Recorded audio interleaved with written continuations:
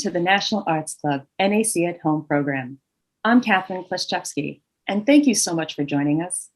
For those of you who are not familiar with the National Arts Club, we're a 501c3 nonprofit with a mission to stimulate, foster, and promote public interest in the arts and to educate the American people in the fine arts. Annually, the club offers more than 150 free programs to the public, including exhibitions, theatrical and musical performances, lectures, and readings. For more information about the National Arts Club, you can visit us at nationalartsclub.org or visit us on Facebook, Instagram, Twitter, and YouTube. Today, we will talk about how fashion helped win World War II. And with me to talk about this fascinating topic is the amazing author, Christian Blauvelt. And let me tell you a little bit about it.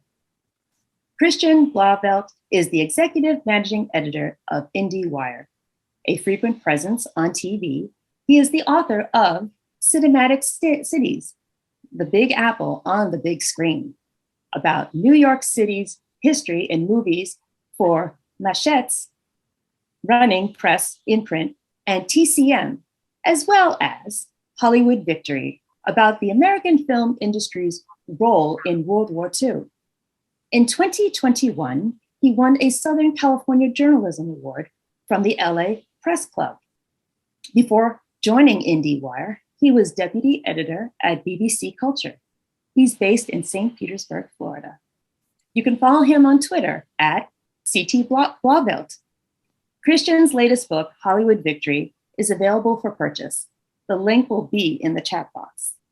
Please give a warm welcome to Christian Blauvelt. Hi, Christian.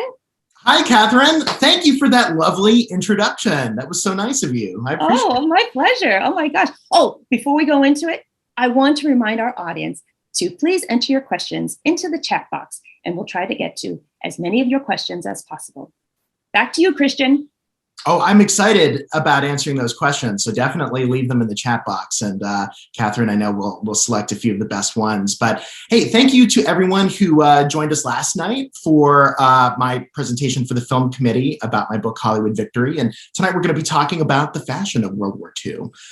So let me share my screen and we'll get started. Okay, so right off the bat, there you go. That's Veronica Lake, one of the great glamorous stars of the early 1940s. And actually, this very image is on the cover of my book, Hollywood Victory. Let's see if I can just move this here. So yeah, this may be in the way. Well, I guess I have to keep that there no matter what, but that's fine. Or actually, maybe if I go like that. Yeah, there we go. Okay. Yeah, so Veronica Lake, all dolled up in patriotic fashion here. We're going to talk about her a good bit because she is one of the central figures in World War II fashion. What happened to her, particularly with her hairstyle, that arguably ruined her career, but set a very good example to all of the many women across the country millions of women across the country who were working in the wartime industries. But let me not get ahead of myself. Start things off. Leading up to World War II, of course, the 1930s were all dominated by the Great Depression. And it's such an interesting time because as people were struggling so much to as people were struggling, just economically, unable to get by, unable to save money, unable to find work. This was a time in which escapist fantasies really dominated Hollywood. This was a time when it was really all about, escaping into luxurious fantasies of incredible wealth and privilege and clout. And so you have, of course, the iconic films of Fred Astaire and Ginger Rogers during this time. Fred Astaire always in his white tie, top hat, and tails. Actually, Top Hat, White Tie, and Tails is the name of an Irving Berlin song that's featured in the film Top Hat.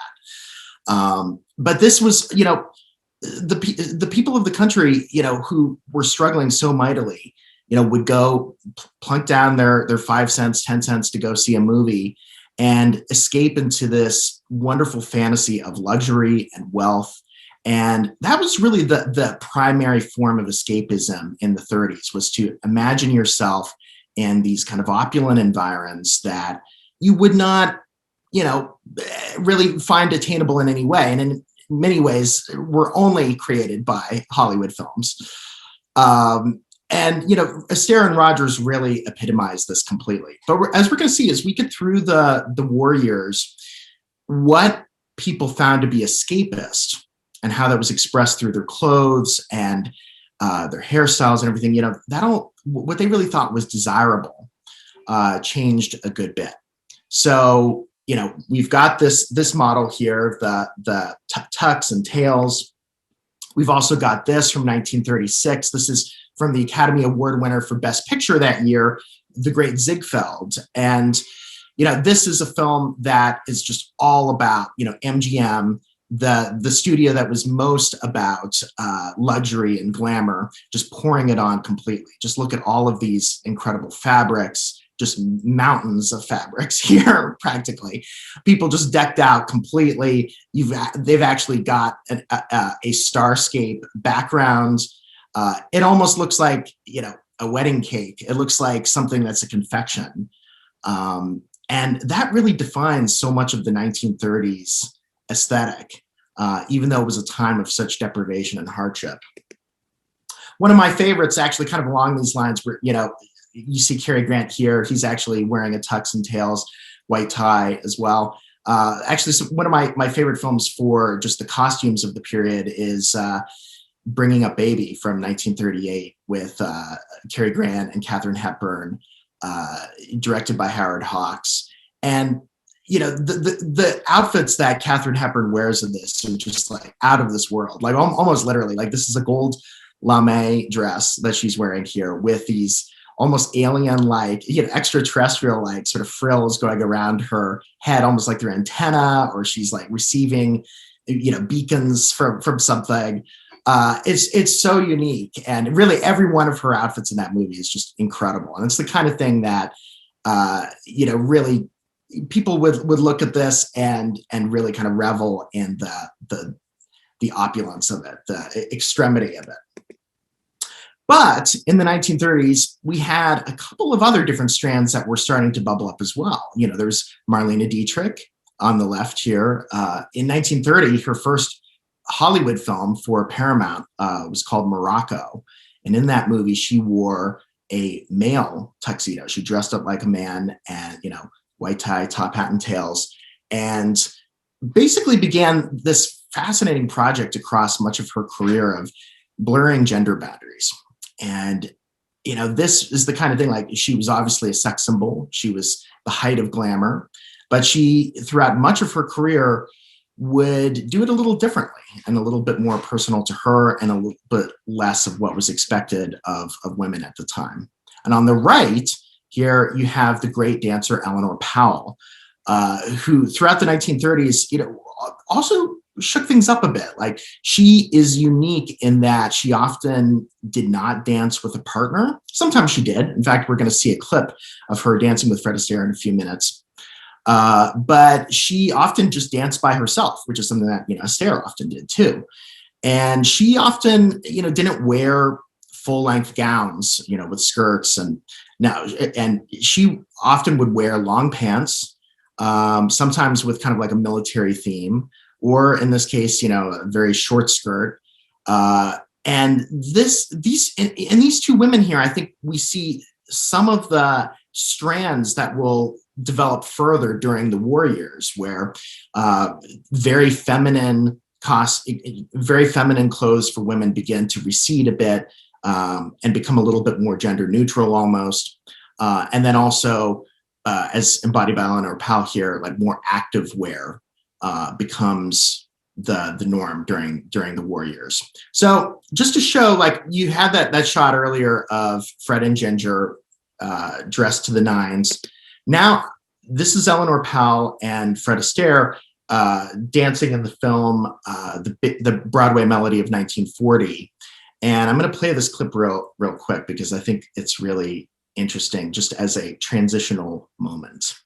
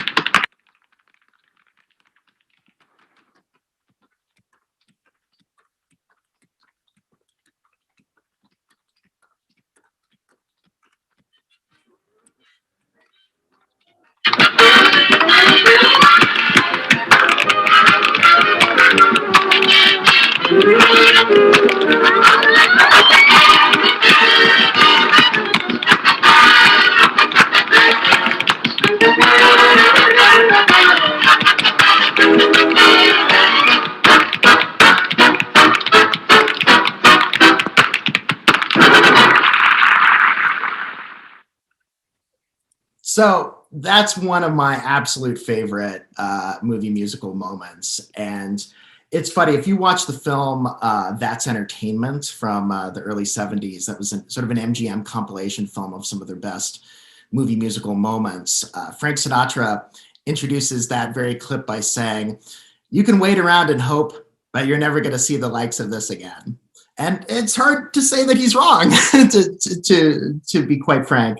It's what I love about this and why it's one of my favorite musical numbers is that, you know, we went from the gaudy maximalism of the 30s, as you know, you saw with all that fabric and almost, you know, this set piece looking like a wedding cake practically in the Great Ziegfeld, to now almost a kind of minimalism, you know, just this, you know, polished floor, sort of Starfield background, got the band back there. And also, you know, you've got Eleanor and Fred here who are not quite as dressed up to the nines. Now, obviously, by today's standards, they're still very dressed up. But, you know, he's not wearing a tux and tails. He's wearing a white suit. He's wearing black tie, so less formal right there than white tie. And you can see also some of the a current that will develop further here in Eleanor Powell's outfit, in that with this dress, you know, she has some pretty severe shoulder pads. So that's all, you know, something that we'll see a bit more here as gender boundaries sort of blur a little bit during the 40s as women's roles change. There's a little bit more of a masculine aesthetic that creeps into women's dresses, certainly in the form of shoulder pads. So I started off by mentioning Veronica Lake, and you know, she is someone who is very representative of the transition that took place like almost immediately once America entered the war. You know, the rest of the world had been at war, of course, for, you know, over 2 years. If you're looking at the Pacific Theater, you know, for 4 years by the time Pearl Harbor happened, December 7th, 1941. But, you know, America, there were some people who saw that America would inevitably enter the conflict? Sure, there were absolutely those. Jimmy Stewart was one of them. He enlisted 9 months before Pearl Harbor because he thought that war was so inevitable. But others definitely were taken aback and shocked when Pearl Harbor happened, and a lot of the shifts that then occur in the months after that, occurred very quickly. So this is, Veronica Lake, rose to prominence with this incredible hairstyle that she called the peekaboo, which you can see here. It's like it was these long, flowing locks that cover one eye almost. So it'd be like a peekaboo because it's like it's literally covering one eye. 2 weeks before Pearl Harbor, she actually was the cover girl for Life magazine. And it was basically a cover story just all about her hairstyle and about how she had 150,000 follicles. And she was absolutely celebrated for this. She was the ultimate golden girl. But unfortunately, almost right away, this style was rendered kind of obsolete because women now were entering the workforce in a much bigger way than they had before, particularly into the wartime industries. In 1942, it was all about the U.S. gearing up its production capacity, gearing up its war industries to produce airplanes, jeeps, and ships, and all kinds of war material that could be shipped overseas to win the conflict. And this meant that as men were either being drafted or enlisting and being sent overseas, women had to take their factory jobs. And so like in 1940, you've got 12 million American women employed. By 1944, you've got 20 million, and 5 million of those were in the wartime industries. The problem is if you had a role model like Veronica Lake with, this long hair, that could be really bad if you're trying to emulate that and you're a woman who's a factory worker, because your hair could get caught in the machines. And unfortunately, that happened a lot. That was a really common problem throughout the early parts of 1942. And the California historian Kevin Starr actually says that there were like hundreds of cases of women getting like really injured by getting their hair caught in the machines. So Veronica Lake was tasked by the U.S. government to set a new standard and be a role model and, so to speak, cut her hair. Now, she didn't actually cut it, but we'll get to that in a sec. Instead, she put it up into this, which is called a victory roll. And it's called a victory roll because actually, if you look at it from the top, it sort of has a V-shaped pattern. So now this was a more sensible hairstyle that, okay, now this won't actually get caught in factory machines and won't get women injured or possibly killed.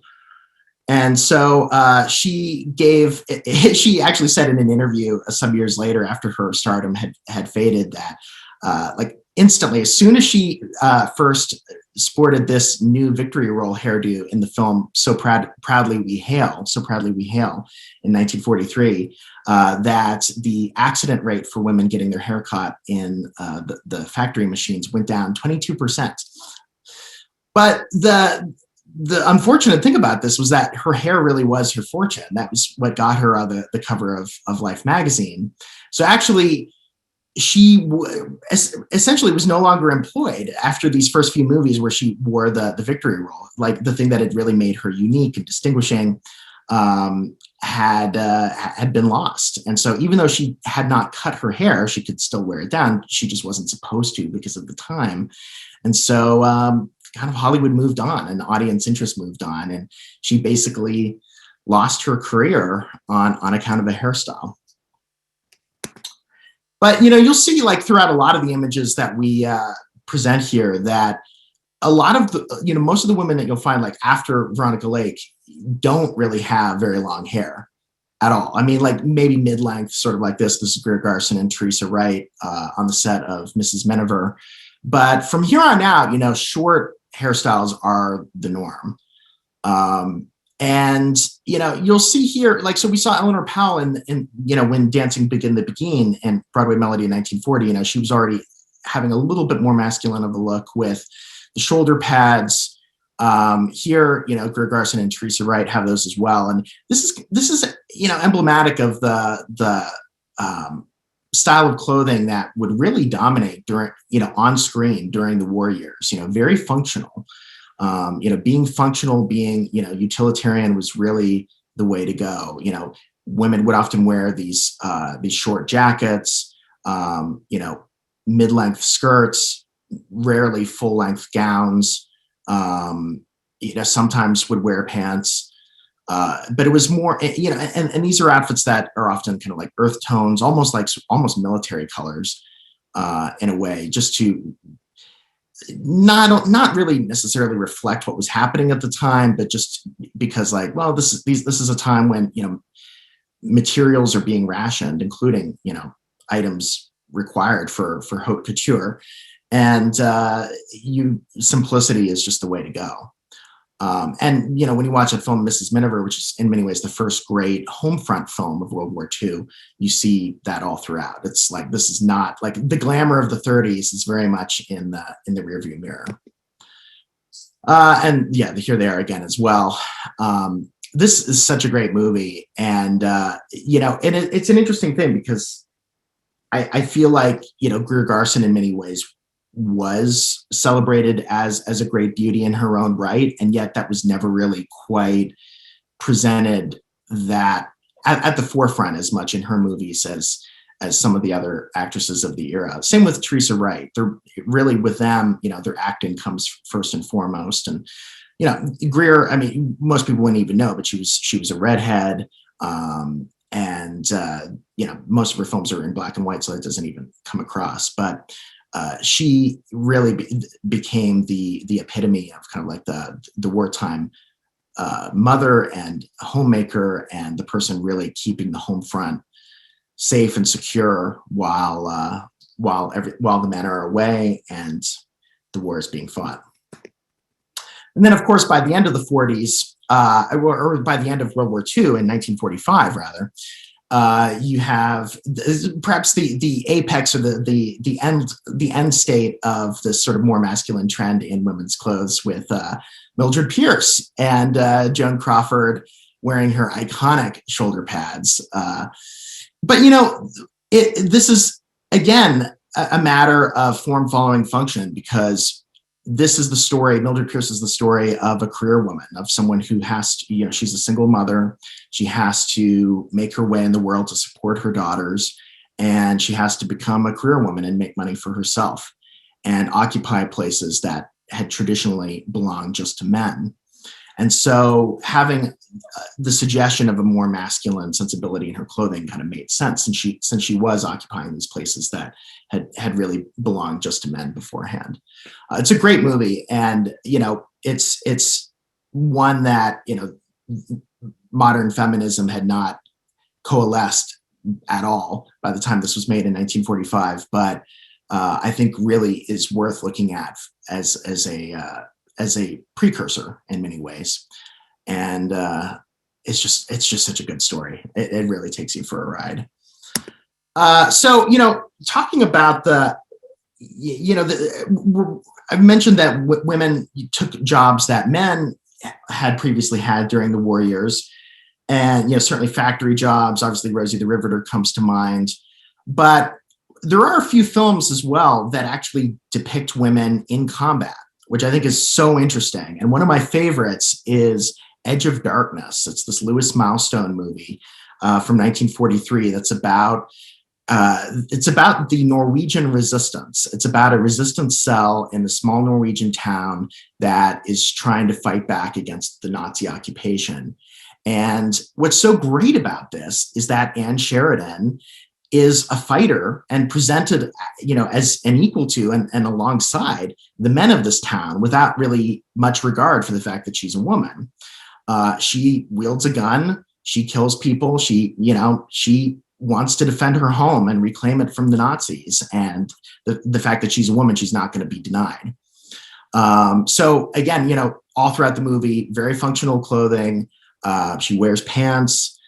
She wears overalls at one point. And of course, you'll see throughout here kind of the victory roll hairstyle as well. Her hair put up to set a good example for all the women who were seeing her on screen, just like so many of the other actresses of the day were. And here she is, like, again, just to give a real sense that like she is, right there wielding a machine gun or a sniper rifle in this case, right alongside the men. And it sends a great message of, a total war was really needed in order to defeat the Nazis. That maybe, in this case, it required a woman to actually take up a rifle herself and fight back. But the women who are watching this movie, should do their part too, through rationing or working in a factory or the many other things that they could do on the home front.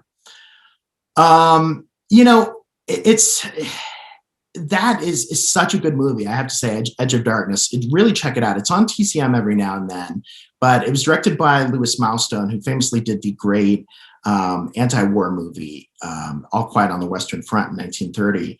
By this point, he was fully pro-war. He was like, no, we have to fight the Nazis. We have to do this. We have to make the sacrifice.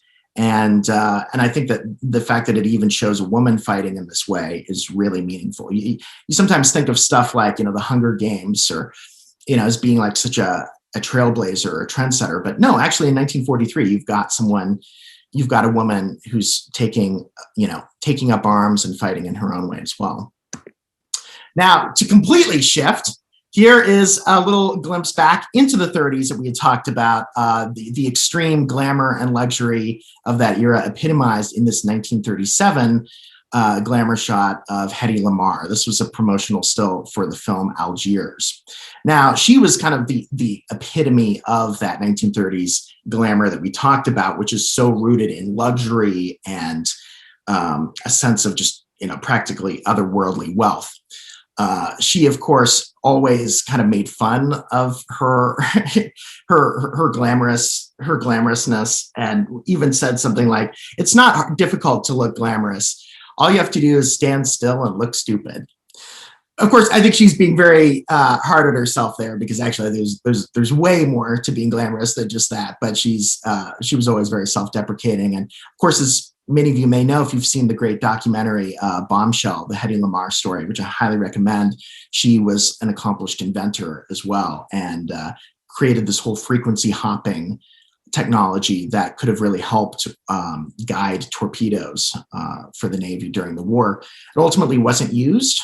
And unfortunately, she basically found, like so many women of that time, that,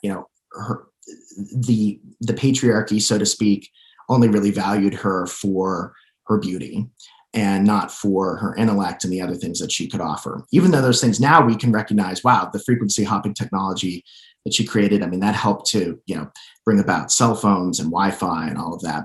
But, in the 30s, if escapism and glamour was really associated with wealth and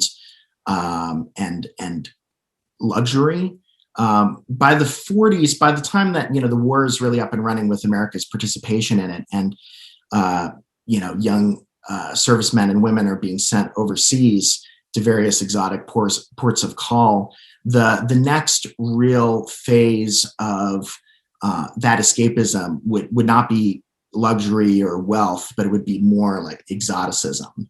So she wasn't really valued at the time for her inventing skills. So instead, she, plays this native beauty in this film called A White Cargo. She plays this sort of like this native girl named Tondalayo, and obviously problematic for many reasons today. Her skin is darkened, and but this was basically considered like a dirty picture at the time. Like, it was just something for the GIs watching to really lust after and have all kinds of fantasies about. And so that was like, this is what, at this point, we're starting to see that as America gets out of its isolationist shell of the 30s, where it was really just about wealth and climbing the social ladder, that was the form of escapism. Now it's about looking elsewhere. Now it's about like escapism means more like what, the things that are exotic and the things that are foreign. And encountering other cultures and whatever is sensuous about them. And as part of that, of course, we have Carmen Miranda. So, if you listen to my presentation last night, I talked a bit about the good neighbor policy and how the Roosevelt administration really tried to reach out to the countries of Latin America to show that, we were not, that the US was not looking to invade them, was not looking to take over them, but actually wanted to foster like really good relations. And part of that was encouraging Hollywood not to just cast white performers to play Latin American characters, but to actually hire Latin American talent to appear in their films. So, Carmen Miranda was actually born in Portugal, but it moved to Rio de Janeiro in Brazil at a very young age and became one of the biggest stars of its nightclub scene and its annual, samba festival at Carnival. And she had become such a star in Rio that one of the Schubert brothers, who owned many of the theaters on Broadway, saw her at the famous nightclub Urca in Rio in 1940 and wanted to bring her back to America. And so signed her to a Broadway contract. Eventually she got a deal with 20th Century Fox and appeared in movies. But the idea was like FDR ultimately wanted to have her perform for him, herself, because he really felt that with her, she was someone who could represent Latin America to the American audience and present Latin America as appealing and as a place where you wanted to visit and you wanted to maybe do business. And that, here was an authentic Latin American performer who, was someone to really be celebrated. It's not just, a white American doing an impression of what a Latin American performer would be like. Now, of course, that's problematic to an extent because she actually was a white European who just happened to grow up in Rio. But at the time, those distinctions were not really parsed, so to speak. So, in her, there was really this fantasy of like, it was really, the fact that she'd become the star in Hollywood, it was like sending a message to Latin America, like you can find opportunities in the US. You can even become one of its highest paid performers. You can, and then of course the message to Americans was Latin America is really a place to go. You really want to go to Central and South America. So this is a case of where, this shift from, glamour just being about wealth and luxury to it being more about exoticism actually had a political purpose. And so when you see her, wearing her famous fruit hat and all of her crazy get-ups like this, actually, no, she was serving like a bit of diplomatic outreach, which I think is so remarkable. This is a still from her film, The Gang's All Here, which I love that the New York Times actually in 1943 did have the temerity to say that it is a Freudian image. This is the one of the movie's more famed musical numbers, and it caused a stir at the time. The Hayes office, which sort of was the film industry's like self-censor, very much wanted to review the scene and cut it to make certain that it wasn't too sexually suggestive. But that's the thing, like, people loved this kind of like exotic escapism because it was sexy, because it was, it allowed people to kind of push the boundaries of what was acceptable and, wear more scantily clad, be more scantily clad and, wear more suggestive outfits. And that's like, there's a bit of boundary pushing to that, to that as well. But, imagine at the same time, like, this is also feeding into the moment where people are being shipped to, servicemen are being shipped to places in the South Pacific and elsewhere where, Americans hadn't really come into that much contact with people before, hadn't really traveled that extensively before. And suddenly a whole new world is being opened up. And it's an exciting thing. On the other hand, so we've got the exotic strain of escapism. We've also got the more kind of like domestic, home front kind of escapism, which was more about creating a fantasy of what life was like here, which is really epitomized, of course, by Joan Leslie, who you see here, is just a 19-year-old dancing with a serviceman at the Hollywood Canteen. And of course, Mickey Rooney as well, who you see here. This is a publicity shot for The Human Comedy, which is one of the first really great American set home front films. Mrs. Miniver is set in the UK, so it's a little different, even though that kind of set the template for all home front films.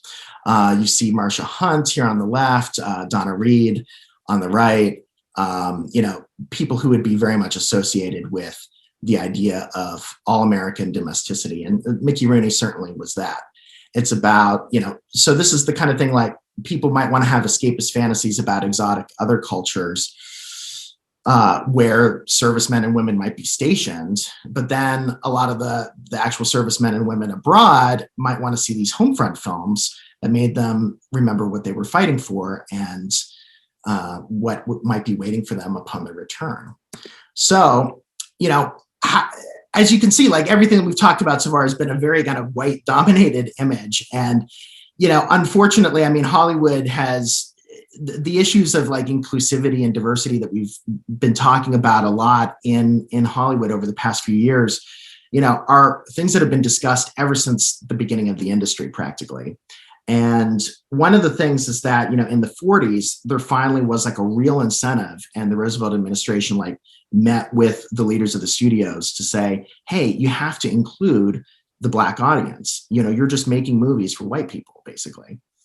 And you have to, have better Black characters on screen, not stereotypical, and, having more interesting roles, and that, you might really want to cultivate a Black audience so that you create a sense as well that there, that the African American community, writ large, feels like they're part of the collective American experience and that they have a real stake in this war effort.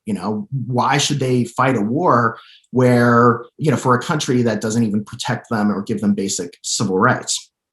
So Hollywood actually did try to feed into that message by having a few all Black films in the 40s. This is a colorized shot from Cabin in the Sky by MGM from 1943. It's Lena Horne and Eddie Rochester Anderson.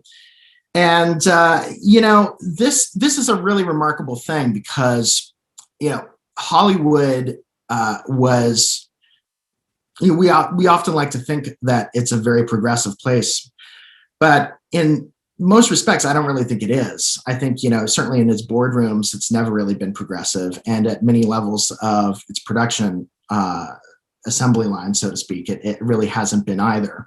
And so when Lena Horne, who grew up in Bed-Stuy, Brooklyn,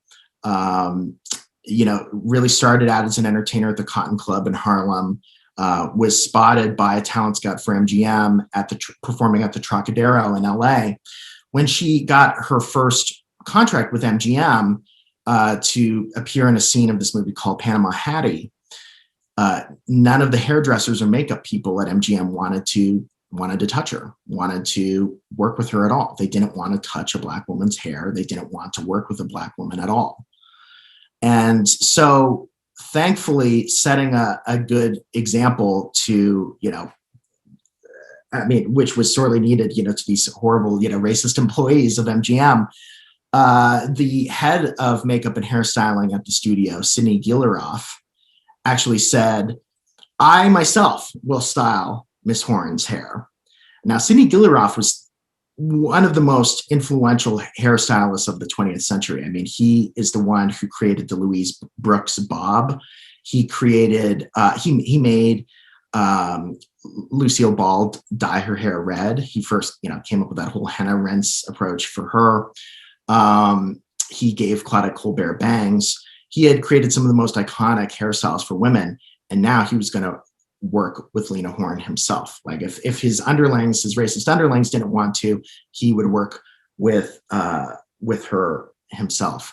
And then he said to her, well, there may be times when I may be on another set or I can't tend to you myself. Is there a hairstylist that you know of who you would like to bring with you to work on your hair when I can't? And so Lena Horne brought her friend Tiny Kyle, a Black woman, to work on her hair.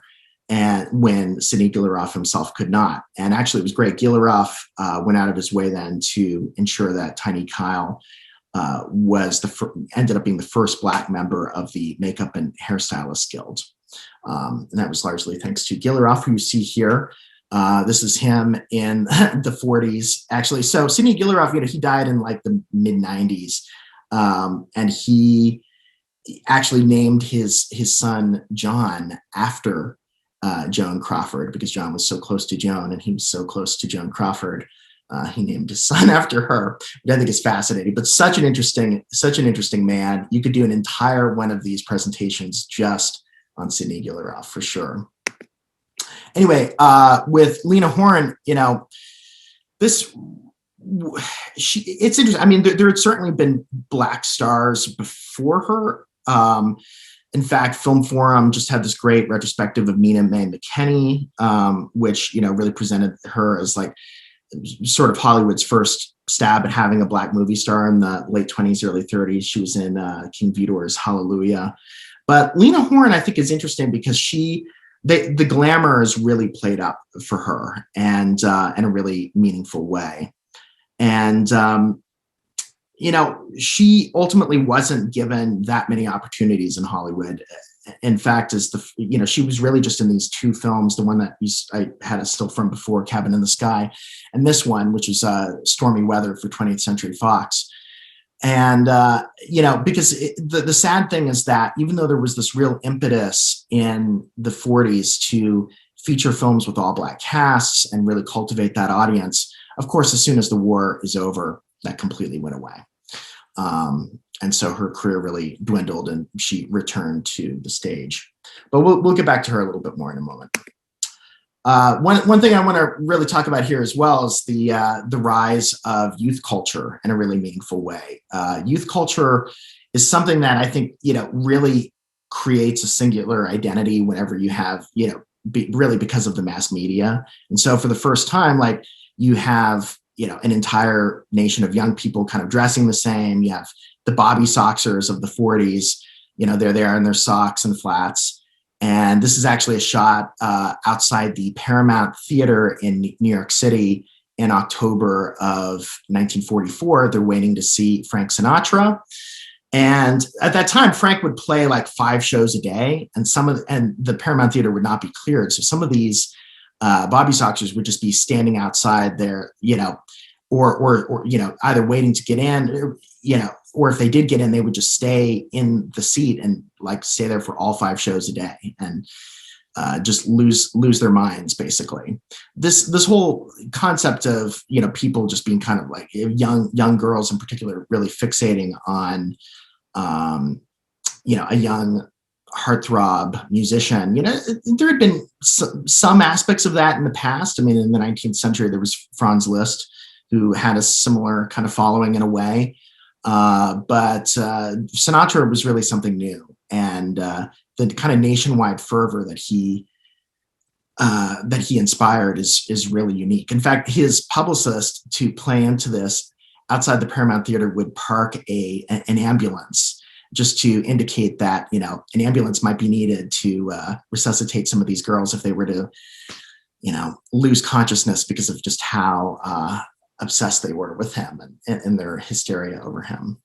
So the whole youth culture thing is really interesting because, you've got all these young kids whose older brothers or parents, perhaps, older brothers or father might, be off at war. And so they're kind of left to their own devices to create their own culture. At the same time, you've got in the ranks of the Army, the Navy, and, the early Army Air Forces and Marines, you've got all these young men who are kind of banding together and circulating their own culture. And part of that was, not because they were quite young themselves, part of that was pinup culture, which had really only begun around this time. There had been a little bit of that in World War I before, mostly with drawings and everything, but the further developments in photography and styling photos and everything meant that, World War II was really just the time of like pinups just like flourishing like never before. And, pinups so-called because you could, pin them up in your locker, and that'd be like the first thing you'd see. And so this one here is of Rita Hayworth, and taken in August 1941 for Life magazine. Orson Welles, when he saw this, he was actually down in Rio de Janeiro doing some cultural outreach for the Good Neighbor policy. He when he saw this, he was like, I'm going to make this woman my wife. And eventually he did, which is such an amazing thing. But this was for 1941 and 1942, the most popular pinup of those years. This was replicated in the millions, this image. Here's Rita Hayworth with a whole bunch of sailors doing the bunny hop. So of course, at the presentation yesterday, we talked more about USO shows and entertaining the troops and all of that. But hey, I mean, how many of these guys probably had that photo pinned up in their locker, so to actually then see her in person would have been an amazing thrill. And there they are. Actually, here she is, signing some photos, some issues of Time magazine that has her on the cover. And, so this is the thing, among these young men who were in the armed forces, visual media was so important because they didn't have access to movies the way that people back home did. As a result, comics readership, it just skyrocketed during the 40s. It was there were 10 million monthly subscribers of comic books in 1940. It was well over 20 million by 1945. So comics were popular, and pinups kind of played into that as well. Here's another one of Rita.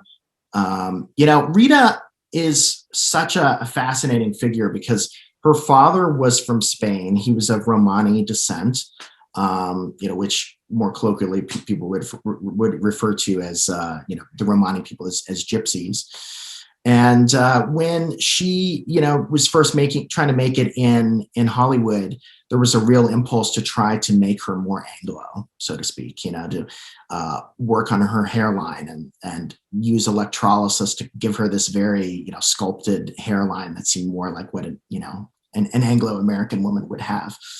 And, so much of her existence in the 40s is just, manipulating her image and trying to transform it in such a way that made her seem more all-American in a sense, even while there was this whole strain that was so interested in a more, exotic exploration of other cultures. Betty Grable is more of that, what we're talking about with just the pure all-American girl thing. And you can imagine it's not that difficult to be a GI who loves a home front movie and then, kind of sees in Betty Grable the epitome of the girls he left behind. This was a pinup taken on the set of the film Sweet Rosie O'Grady. And it ultimately became the biggest selling pinup of the World War II era. In fact, her studio, 20th Century Fox, even then made a movie starring her called Pinup Girl, just basically because of the success of this photo. As you can see, she has her hair up, sort of in the Victory Roll fashion. And 20th Century Fox famously insured her legs for $1 million, kind of as a publicity stunt. Part of pinups, so the next extension of pinups really was to turn them into nose art. This is one featuring Lana Turner, but this is where airmen would paint the image of a woman they really love, a celebrity usually, near the front fuselage of their plane. And this one is of Lana Turner. The plane actually was named in her honor as Tempest Turner. Got a few others here as well. Yeah, I love this one. It's Up and Atom. It's fun. And then, before I move on, let me just say, so what's interesting is that the year after the war ended, in 1946, the U.S. military was conducting these nuclear tests in the Bikini Atoll in the Pacific. And actually, they on one of the atom bombs that they detonated in those tests, they actually put the image of Rita Hayworth on it, to make her a literal bombshell, so to speak. And Rita Hayworth was just, appalled when she learned about this afterwards. She thought it was just such a desecration of her image. She so hated the idea that she was being associated with something that was all about destruction and death. And it's a sad thing, because that's the thing that we have here when we talk about pinups, is that, there is an element of the subject of the pinup kind of losing control of their image as well. When it's so mass circulated, it becomes everyone's property in a sense, and the person who actually, whose photo was taken, they can lose some agency as a result. But as a sort of counter to that, I think then you've got the amazing success story of Esther Williams, who, was going to be an Olympic swimmer, was aiming for the 1940 Olympic Games. Those were canceled, of course, because of the war already having broken out in Europe. And so she ended up, testing in Hollywood with MGM, and eventually got a contract that led to her being the star of a series of swimming musicals. And, we've talked about how women during this time had more agency in terms of their employment opportunities, working in factories, taking up jobs that the men had left behind. And, how that kind of resulted in more like functional everyday fashion, so to speak. But what's great about Esther Williams is that she kind of then pivoted the idea of the pinup toward activewear, so to speak, toward the idea of like sporty chic. She was an athlete. And yeah, she's obviously beautiful and an object of desire and all that, but she's someone who really owns her image, in that she is wearing these outfits because she loves to swim, and she loves to dive, and she wants to be active, and she wants to promote fitness. And that's a really unique thing, because generally to this point in Hollywood or in American media culture, it was just like, women are kind of expected to just, be passive and look pretty. But that's not the case at all with Esther Williams. And so, with her, starting with her first movie for MGM, Bathing Beauty in 1944, you've got a real sense of like a natural beauty. Like, she couldn't wear like a ton of makeup and be all dolled up the way that, glamorous actresses of the past necessarily could have been. But, then B as well, you've got basically just for her, like the invention of new like waterproof makeup, which is amazing, had not really existed that much before her. And, with her, all the swimwear that she'd wear in her movies and everything, you kind of got like the first idea of like, a woman basically having like her own kind of like brand of her own clothing line, so to speak, her own brand of like activewear that you could wear as well. I mean, what she did to just popularize the idea of the swimsuit was huge. And in her film Neptune's Daughter,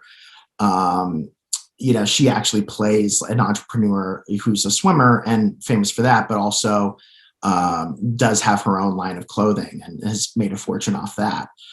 I think Esther Williams is so interesting because she really synthesizes the two different strands of glamour that we've been talking about in the 40s, and that she is kind of exotic in a way, in that she's a swimmer. She's all about being sun-kissed and tanned and active and, in these beautiful settings. But she also is someone who's presented as being, very all-American and domestic, and kind of, plays into the home front side of things as well. So I just think a really unique individual. And, here she is crashing the set of Anchors Away with Gene Kelly and Frank Sinatra. Frank Sinatra is actually cuddling up with a cutout of her, while the real Esther Williams is right there. And here she is. This is actually a screenshot from her movie Thrill of a Romance from 1945, which is really fun, with Van Johnson, as you can see. And she, this is kind of representative of the kind of outfits that she would wear in her movies. I mean, it's like she's sort of normalizing this, kind of sexiness, like where she can wear the midriff bearing top and everything, but she's not necessarily being presented as some exotic other.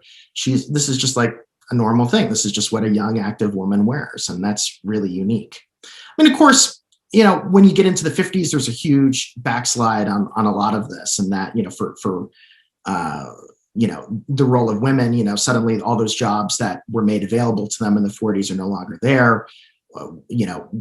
Women end up resorting to domesticity quite a bit, the kind of that image of the 50s housewife and everything that we have. But, even if there was a bit of a backslide in that direction, just the fact that, some of these images were out there representing, new opportunities for women, new styles for women, these are things that did not go away. And even if they went underground a bit, they would resurface later on.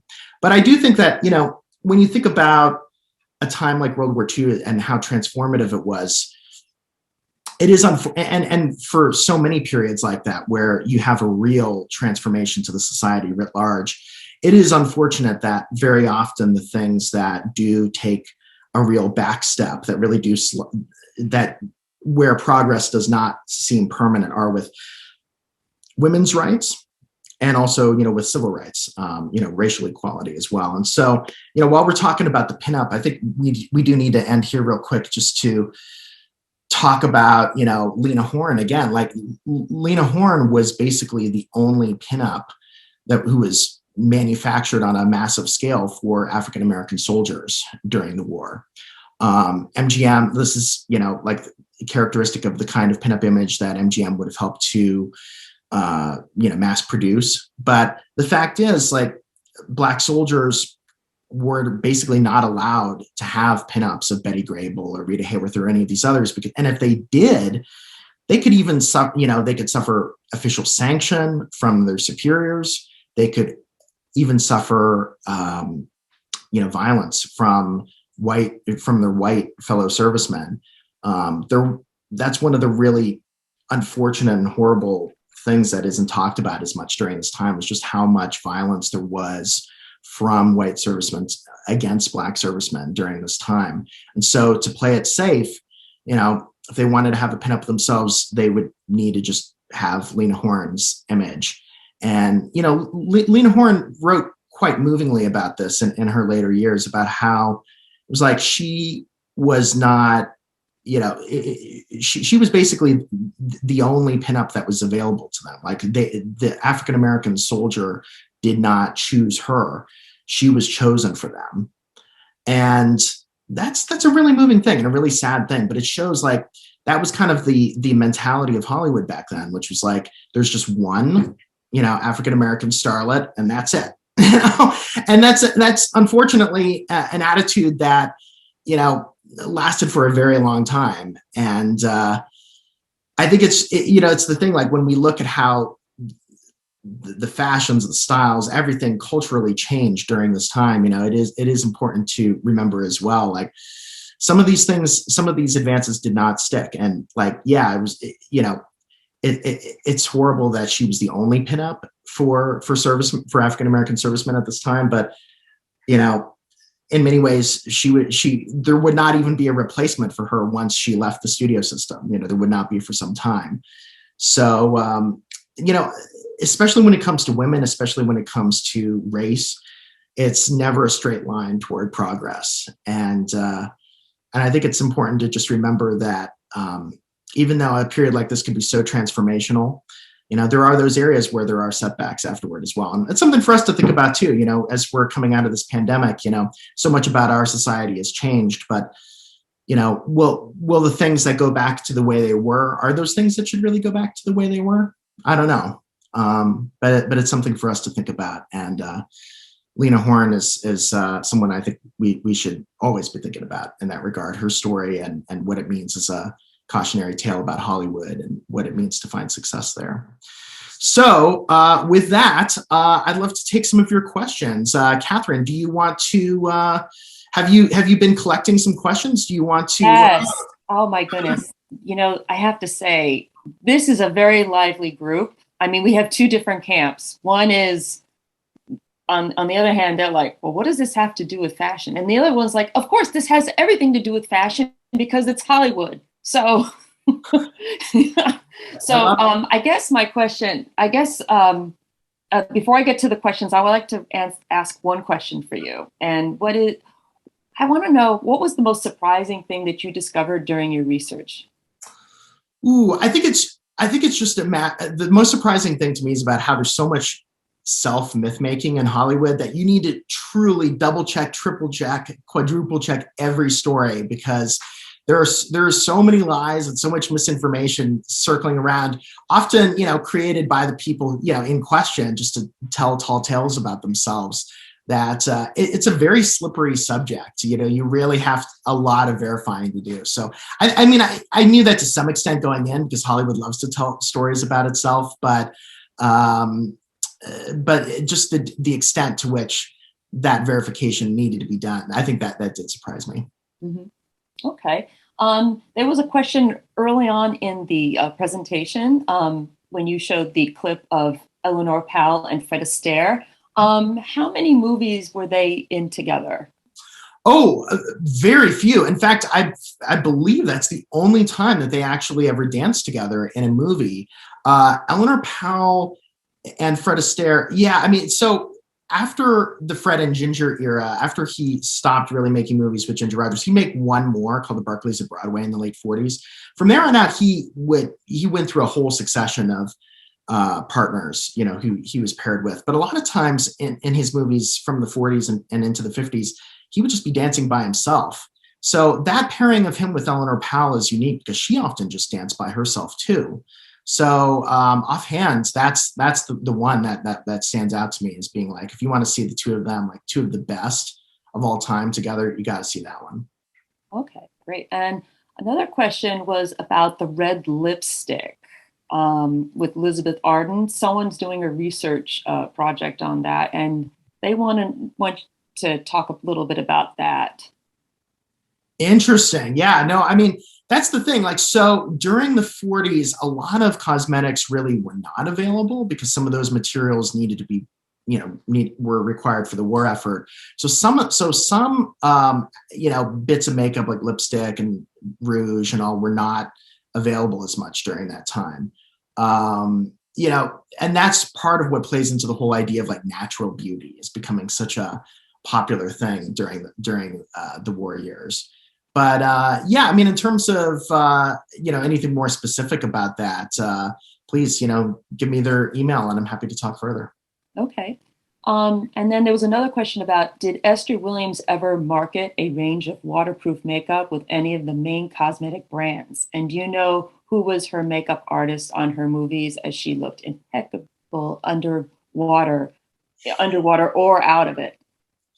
So she actually did market she certainly participated in advertising campaigns for waterproof makeup.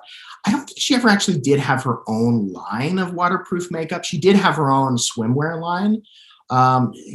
She was very crafty about branding and kept up, even long past her heyday with those MGM, swimming musicals, really kept herself in the public eye to remind people about who she was and her association with swimming. Like even in 1984 for the Summer Olympics that were in Los Angeles, she served as NBC's announcer for the synchronized swimming competition, which of course is perfect.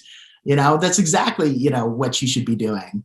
But she did have her own swimwear line, but no, in terms of the makeup and everything, it was something that, MGM helped develop for her, but I don't believe it ever had her actual branding attached to it. Yeah. There was also another comment about how nylon was in high demand, for parachutes and other materials during the war effort. And so women actually had to wear makeup on their legs and even draw the lines as if they were really were wearing nylons back in those days. And the fact that women were not able to wear nylons for the war years, it's funny that pops up in so many different places. Like the actor Leslie Howard, who's in Gone with the Wind, he was shot down famously in his passenger plane heading from Portugal to London in 1943. And he actually had held up that plane for a little bit. And it's a shame that they just didn't take off without him, because that would have saved his life. But he held up that plane for a bit because since he was in Portugal, a neutral country, not involved in the war effort at all, he actually was spending some time buying nylons for his girlfriend back in the UK. And because of that, he held up this plane, but sadly they did not take off without him, and he did board and he was shot down. But I'll always remember that, like even there, the nylon thing, came into play.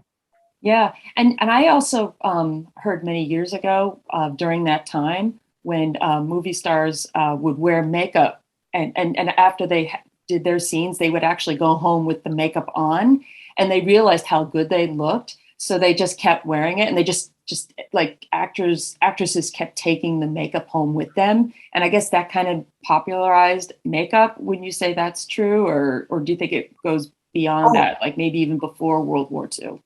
Oh, I would say that that's absolutely true. I mean, it's, these the styles that women wear on screen, I mean, have had such a huge impact. And like obviously, people want to emulate that. This is a lot of times where trends in fashion begin originally is through the movies in many respects. Obviously not in all, as you all know here at the Fashion Penny, that's obviously not the case all the time, but in some cases that can happen, and whether it's like,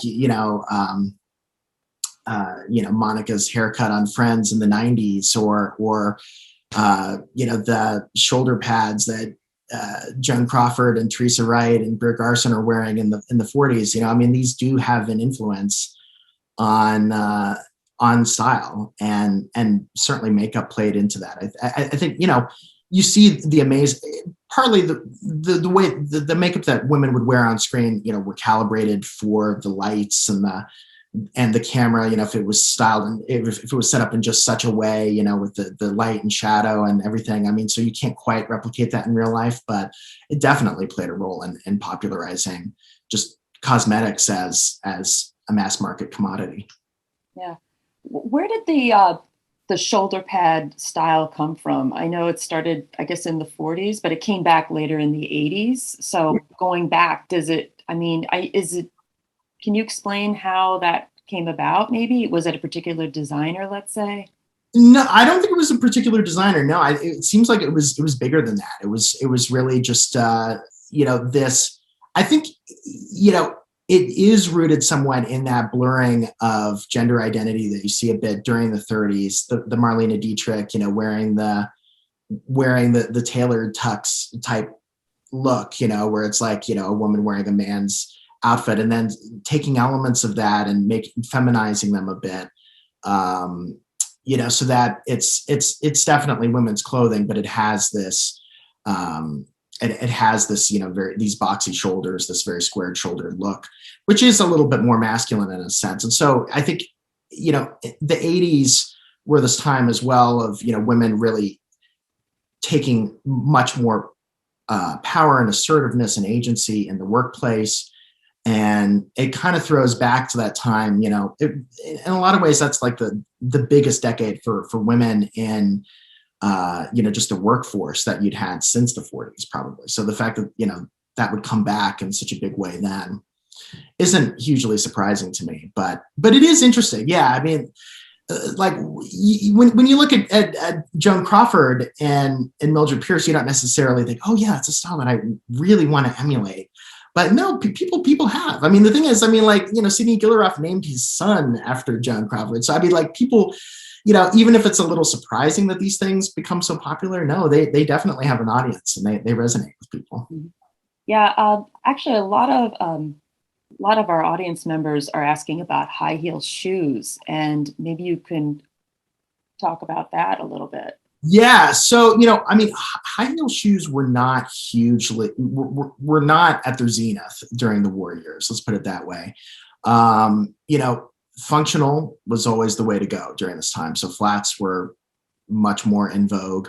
And then certainly as you have like the real rise of the youth culture that we were talking about, Bobby Soxers and all, I mean, that's all about flats. So this isn't really a huge time for high heels. Those glamorous images of wealth and decadence in the 30s, yeah, that would have been a huge part of it.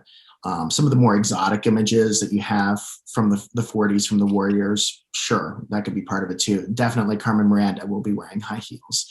But you won't see that as much elsewhere, I will say. Mm-hmm. Yeah.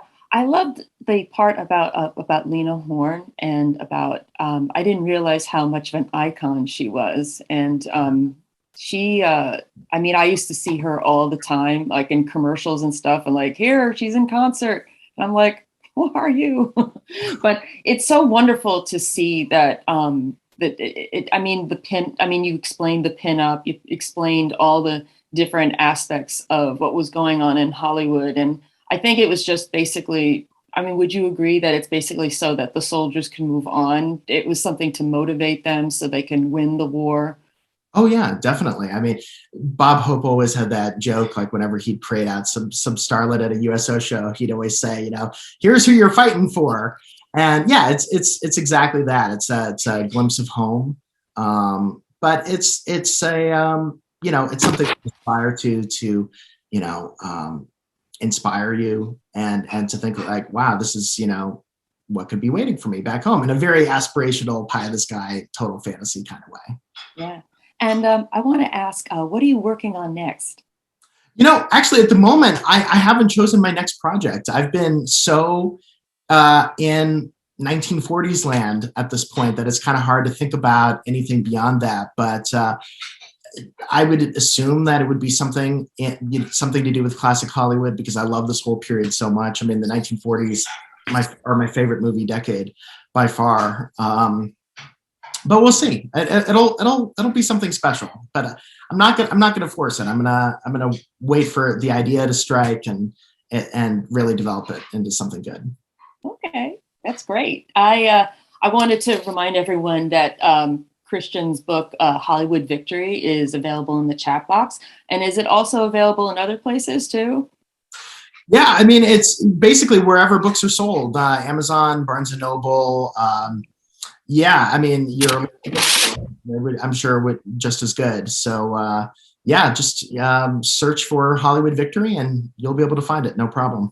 Okay. Well, I want to thank you very much for this presentation. It was so like it was, I mean, it was, you covered so much, not just about fashion, but about history and about civilization in general during that time. And I would just want to say thank you so much. And I wanted to actually remind the audience that if you're interested in the programs of the National Arts Club, you can visit us on Facebook, Instagram, Twitter, and YouTube. You can also visit us at nationalartsclub.org. I'm Catherine Kleszczewski. This is Christian Blauvelt. Thank you for joining us. Thank you, Catherine.